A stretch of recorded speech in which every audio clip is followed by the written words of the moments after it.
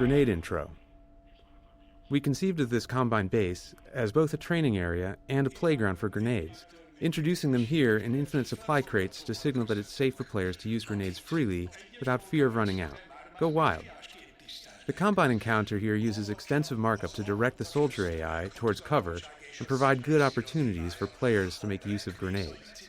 At the end of the area, the same infinite grenade technique helps players resolve the turret placement, as a direct assault is a lot more difficult if you don't.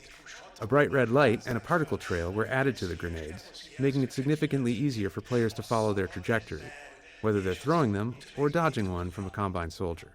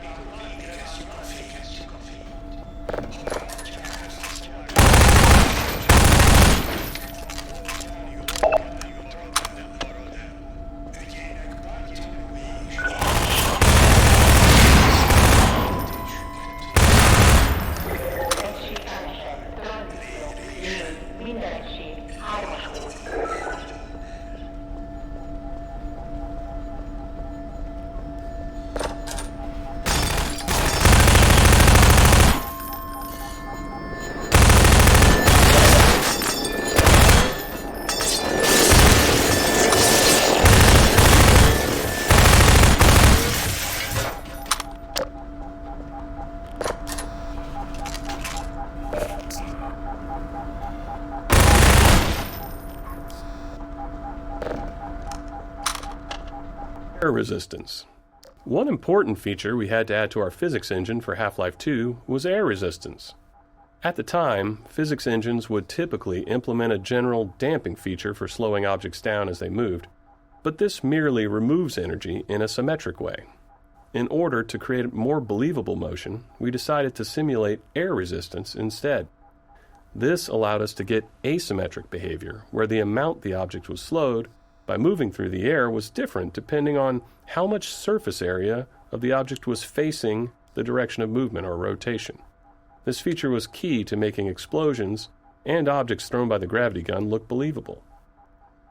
Fast-moving and fast-spinning objects are among the most expensive things to simulate in Half-Life 2's physics engine, so air resistance also improves CPU performance in cases like explosions. It is also key to presenting different materials and masses of objects. More dense objects can push aside air more easily, and this is visible. Having this effect in the simulation helps make the difference in density between cardboard boxes and wooden planks more apparent, and really helps make the objects in Half-Life 2's world much more convincing.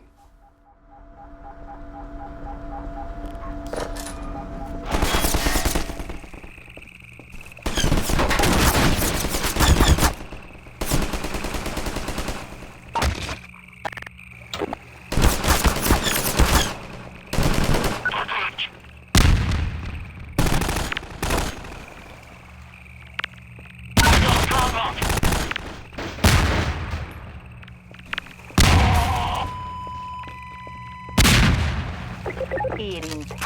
Egység elesett. Tranzitban.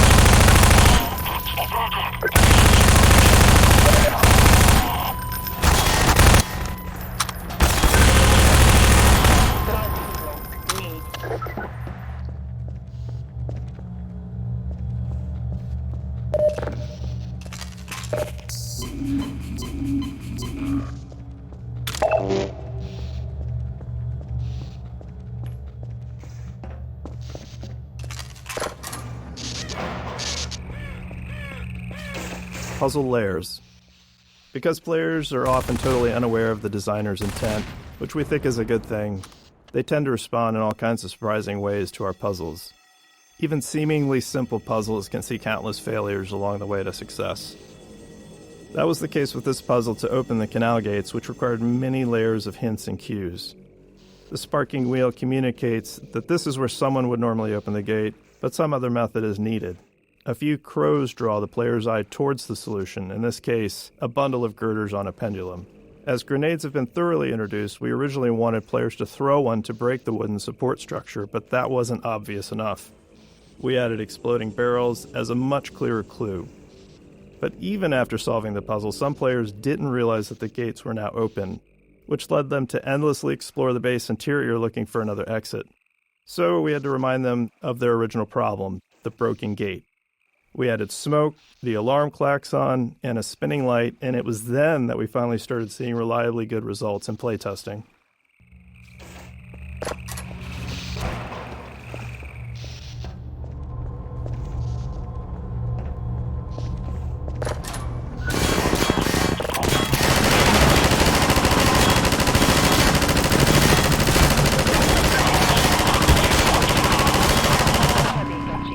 Egység elesett, tranzitról, eltűzbírójel a védelmi csapaton, mágnes, 2.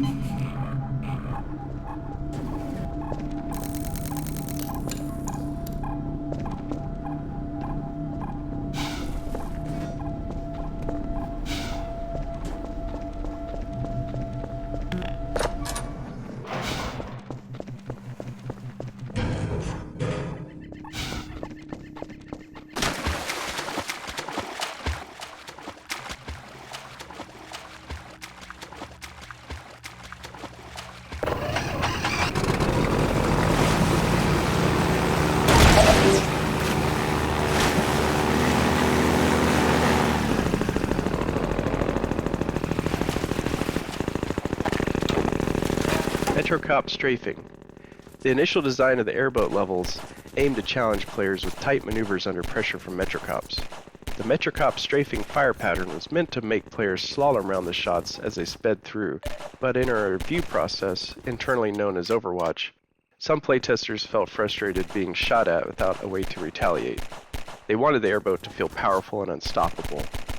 Based on that feedback, we refocused the levels to emphasize empowerment over challenge, shifting from dodging attacks to fast-paced combat, speed, and busting through barriers.